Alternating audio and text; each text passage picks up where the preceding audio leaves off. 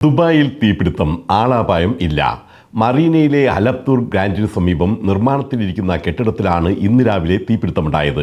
തീ നിയന്ത്രണ വിധേയമാക്കിയതായി civil defence സ്ഥിരീകരിച്ചു. അതത് രാജ്യങ്ങളിലെ ഔദ്യോഗിക ഏജൻസികൾ നൽകുന്ന വാർത്തകൾ മാത്രമാണ് ഇവിടെ അവതരിപ്പിക്കുന്നത്. ഇതിൽ ഊഹാപോഹങ്ങളില്ല, ആവേശമില്ല, തികച്ചും ആധികാരികമായ വാർത്തകൾ മാത്രം. ഇറാന് പിന്തുണ പ്രഖ്യാപിച്ച് ചൈന. സമാധാനപരമായ ആണവോർജ ഉപയോഗത്തിനുള്ള ഇറാന്റെ അവകാശം ന്യായയുക്തമാണെന്ന് ചൈന വ്യക്തമാക്കി. മിഡിൽ ഈസ്റ്റിലെ ശത്രുത പൂർണ്ണമായും ഉടനടി അവസാനിപ്പിക്കണമെന്നും ചൈനയുടെ വിദേശകാര്യമന്ത്രി വാങ് യി ആവശ്യപ്പെട്ടു.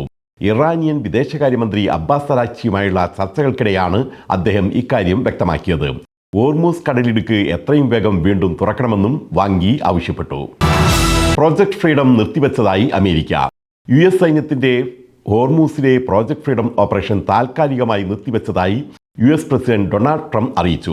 ഇറാന്റെ പ്രതിനിധികളുമായുള്ള പൂർണ്ണവും അന്തിമവുമായ ഒരു കരാറിൽ എത്തുന്നതിനായി ശ്രമിക്കുകയാണെന്നും ഇത് വലിയ പുരോഗതി കൈവരിക്കുന്നതുകൊണ്ടാണ് പ്രോജക്ട് ഫ്രീഡം നിർത്തിവെക്കുന്നതെന്നുമാണ് ട്രംപ് അറിയിച്ചത്. യുദ്ധം അവസാനിപ്പിക്കുന്നതിനും കൂടുതൽ വിശദമായ ആണവ ചർച്ചകൾക്കുള്ള ഒരു പദ്ധതി തയ്യാറാക്കുന്നതിനുമായി ഒരു പേജ് മാത്രമുള്ള ധാരണാപത്രത്തിൽ ഇരുപക്ഷവും യോജിച്ചിരിക്കുകയാണെന്നാണ് സമാധാന ശ്രമത്തിൽ ഏർപ്പെട്ട പാകിസ്ഥാൻ പ്രതിനിധികളെ ഉദ്ധരിച്ച് റോയിറ്റേഴ്സ് റിപ്പോർട്ട് ചെയ്തത്. എന്നാൽ അമേരിക്കയുടെ ഏകപക്ഷീയമായ ആവശ്യങ്ങൾക്ക് ഇറാൻ വഴങ്ങുമെന്നാണ് ട്രംപ് പ്രതീക്ഷിക്കുന്നതെന്നും തങ്ങൾക്കത് അസാധ്യമാണെന്നുമാണ് ഇറാൻ പ്രസിഡന്റ് മസൂദ് പെഷഷ്കിയാൻ അറിയിച്ചത്. യുദ്ധം പെട്ടെന്ന് അവസാനിക്കാൻ സാധ്യതയില്ലെന്ന സൂചനയാണ് ഇത് നൽകുന്നത്. ദുബായിലേക്ക് പുറപ്പെട്ട കൊറിയൻ കപ്പലിന് നേരെ ആക്രമണം. കപ്പൽ കത്തിച്ചതായി ദക്ഷിണ കൊറിയൻ കപ്പൽ കമ്പനി അറിയിച്ചു. ഹോർമൂസിൽ കുടുങ്ങിക്കിടക്കുകയായിരുന്ന കപ്പലിന് നേരെയാണ് ആക്രമണം ഉണ്ടായത്.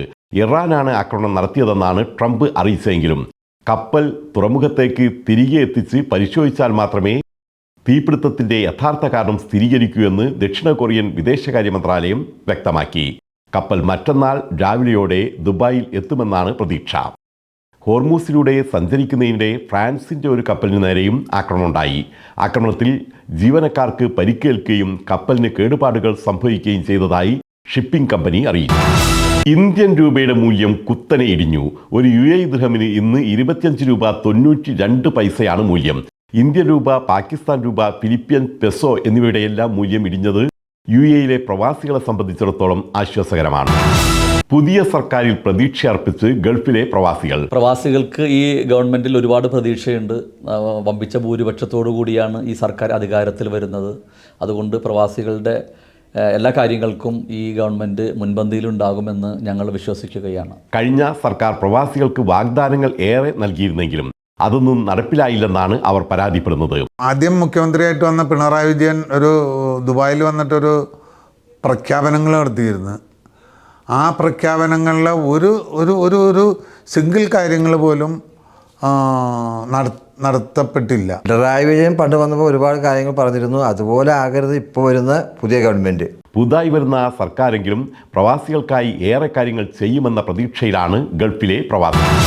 ജമാക്കിൽസിലെ എംപോറിയ സ്പോർട്സ് അക്കാദമിയിൽ നടന്ന സേഫ് കെയർ മുഖ്യ പ്രായോജകരായ D2 കേരള പ്രീമിയർ ലീഗിൽ ഷോളയാർ ഷോഗൺസിന് വിജയം. വാശിയേറിയ പോരാട്ടത്തിനൊടുവിൽ വാഴച്ചാൽ വൈപ്പേഴ്സിനെ പരാജയപ്പെടുത്തിയാണ് അവർ കിരീടം കരസ്ഥമാക്കിയത്. നിള നൈറ്റ് റൈഡേഴ്സിന്റെ Nithin Nandakumar most valuable player male അവാർഡും ഷോളയാർ ഷോഗൺസിന്റെ Rakhi most valuable player female അവാർഡും കരസ്ഥമാക്കി. കിഡ്സ് വിഭാഗത്തിൽ നിളയുടെ ആരോണും ഷോളയാറിന്റെ മീനാക്ഷിയുമാണ് ഈ പുരസ്കാരങ്ങൾ കരസ്ഥമാക്കിയത്.